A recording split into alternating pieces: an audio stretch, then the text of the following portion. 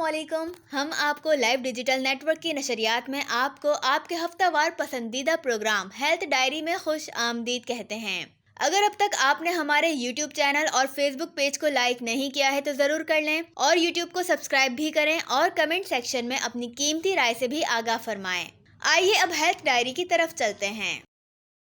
بسم اللہ الرحمن الرحیم. الصلاۃ والسلام علیک یا رسول اللہ وعلی آلک واصحابک یا حبیب اللہ وخاتم النبیین. ہادی برحق،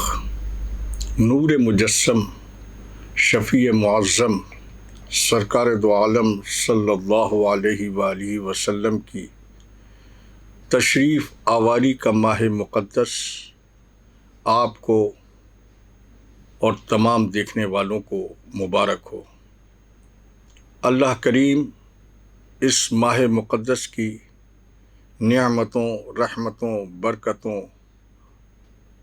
سے مجھے اور آپ کو اور تمام دیکھنے والوں کو فیض یاب فرمائے. آمین. ناظرین کرام، آپ دیکھ رہے ہیں لائیو ڈیجیٹل نیوز میں اپنا ہفتہ وار پسندیدہ پروگرام ہیلتھ ڈائری، اور میں ہوں آپ کا میزبان سراج الدین امجدی. اللہ کریم سے امید ہے کہ آپ جہاں بھی ہوں گے بخیر و عافیت ہوں گے. وفاقی وزارت صحت پاکستان ہر گزرتے دن کے ساتھ صحت مافیا کے لیے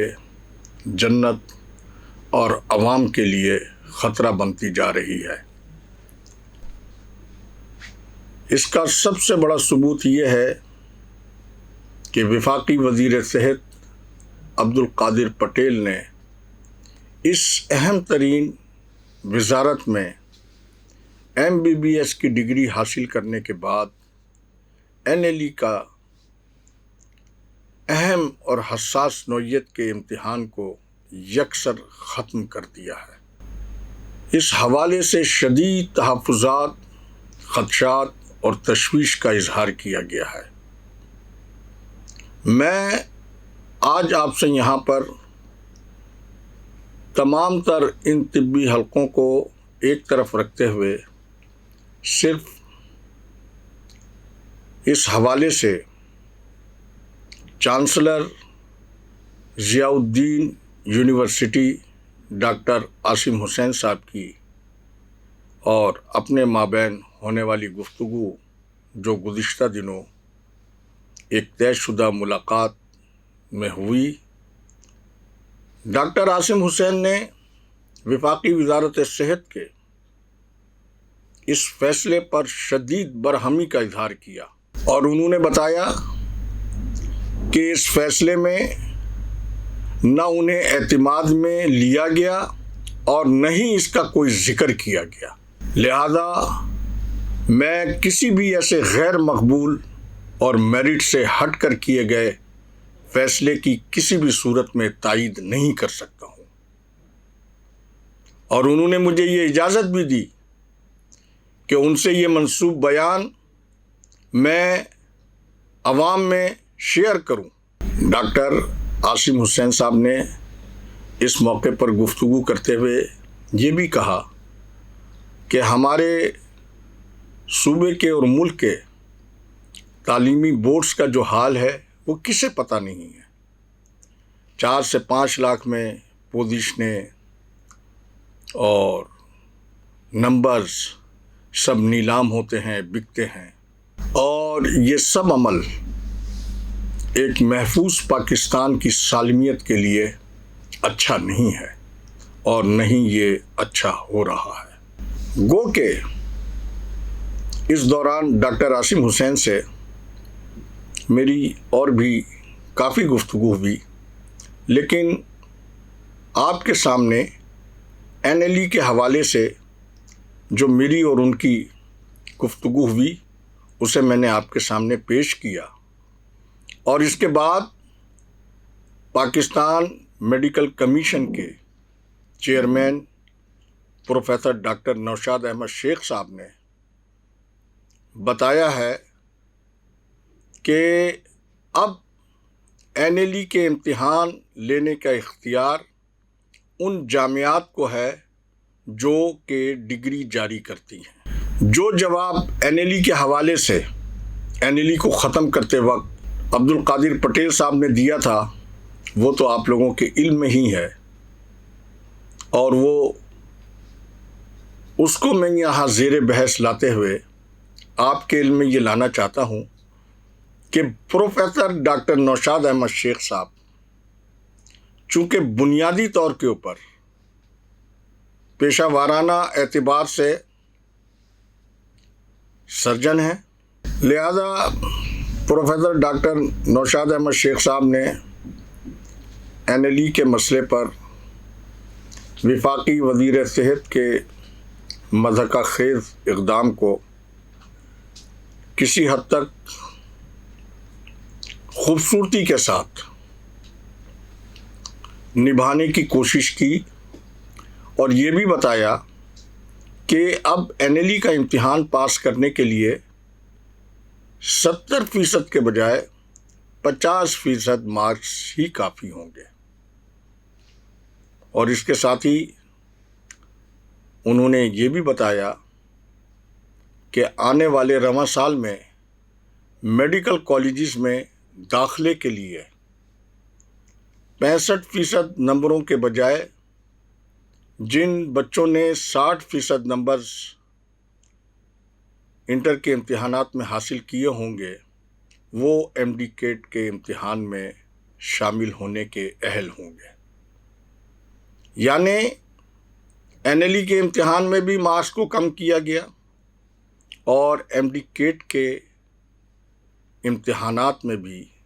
جسے آپ داخلہ ٹیسٹ کہتے ہیں، اس داخلہ ٹیسٹ کے اندر بھی پرسنٹیج کو کم کیا گیا ہے۔ اس سے ہماری MBBS کی تعلیم پر کیا اثرات مرتب ہوں گے اس کا فیصلہ آپ خود کر سکتے ہیں۔ اب اگر ملک میں نرسنگ کی تعلیم و تربیت کا جائزہ لیا جائے تو یہ کہنا بے جا نہ ہوگا کہ سابقہ وفاقی حکومت نے بلا سوچے سمجھے نرسنگ ڈپلومہ کی تعلیم کو بند کر کے جنیرک تعلیم کے لیے جو وعدے کیے تھے کہ 500 ماسٹر ٹرینیز لا کر باقاعدہ ملک بھر میں اور ملک کے چاروں صوبوں میں جنیرک کی تعلیم کے لیے اساتذہ کی تیاری کی جائے گی، حکومت کے خاتمے سے پہلے ہی اس منصوبے پر عمل درآمد نہیں ہو سکا، تو دوسری جانب انتظامی اعتبار سے اور قانونی اعتبار سے پاکستان نرسنگ کونسل جو اس حوالے سے ریگولیٹری اتھارٹی ہے وہ بازیچۂ اطفال بنی رہی۔ گزشتہ دنوں بمشکل وفاقی وزارت صحت کی مسلسل کوششوں کے بعد کونسل کے انتخابی عمل مکمل ہو سکے، اور ڈاکٹر شازیہ صوبیہ سومرو کونسل کی بلا مقابلہ صدر منتخب ہو گئی ہیں۔ لیکن اس کے ساتھ ہی ورثے میں جو کچھ انہیں ملا اس میں خلاف قانون رجسٹرار اور کونسل کی خلاف قانون اسٹیبلشمنٹ، گو کہ اس کے ساتھ ہی کونسل کے نائب صدر جو ہیں ان کی حیثیت بھی بہت متنازع ہے، لیکن میری معلومات کے مطابق کونسل کی نو منتخب صدر ڈاکٹر شازیہ صوبیہ سومرو بہت تحمل اور بردباری کے ساتھ کونسل کے معاملات کو قانون اور قاعدے کے مطابق لانے کے لیے مسلسل کام کر رہی ہیں۔ یہ ایک الگ بات ہے کہ رجسٹرار سے لے کر کونسل کی اسٹیبلشمنٹ ان کے ساتھ مسلسل عدم تعاون کا رویہ اپنائے ہوئے ہے، اور اس کی پشت کے اوپر وہ نرسنگ مافیا ہے جو کہ بڑی تعداد میں سرکاری ملازمین پر مشتمل ہے، اور اسی مافیا نے پرائیویٹ نرسنگ انسٹیٹیوشنز کے حوالے سے گزشتہ دنوں کراچی پریس کلب میں ایک پریس کانفرنس کے ذریعے محکمہ صحت سندھ کو قانونی طور کے اوپر بہت بلیک میل کرنے کی کوشش کی ہے، اور حکومت سندھ کا نئے تعلیمی سال کے حوالے سے نرسنگ کی تعلیم و تربیت کے لیے جو ڈومیسائل کی پابندی کو لاگو کرنے کی بات کی گئی ہے، اس میں اس انسٹیٹیوشنز کے عہدیداران جو کہ خود بہت بڑا سوالیہ نشان ہے، میں سیکریٹری صحت جناب سید ذوالفقار علی شاہ صاحب سے کہوں گا کہ وہ ہمت سے کام لیں، اور جو لوگ انہیں بلیک میل کر رہے ہیں کہ یہ غیر قانونی کام ہے اور یہ غیر آئینی کام ہے اور یہ پاکستان پیپلز پارٹی کے منشور کے مطابق نہیں ہے، تو سیکریٹری صحت صاحب اس تنظیم کے صدر سے یہ معلوم کریں کہ وہ خود 80-85 ہزار روپے کے محکمہ صحت سندھ کے ملازم ہیں، اور وہ کس حیثیت سے ایک سے زائد اسکولوں کے مالک ہیں، کون سا قانون ان کو اس بات کی اجازت دیتا ہے کہ وہ سرکاری ملازمت میں رہتے ہوئے نہ صرف پرائیویٹ اسکولز چلا رہے ہیں بلکہ اس اسکول کی جو آرگنائزیشن ہے اس کی صدارت کے عہدے پر بھی فائز ہیں اور سیاست بھی کر رہے ہیں۔ تو پہلے تو سیکریٹری صحت کو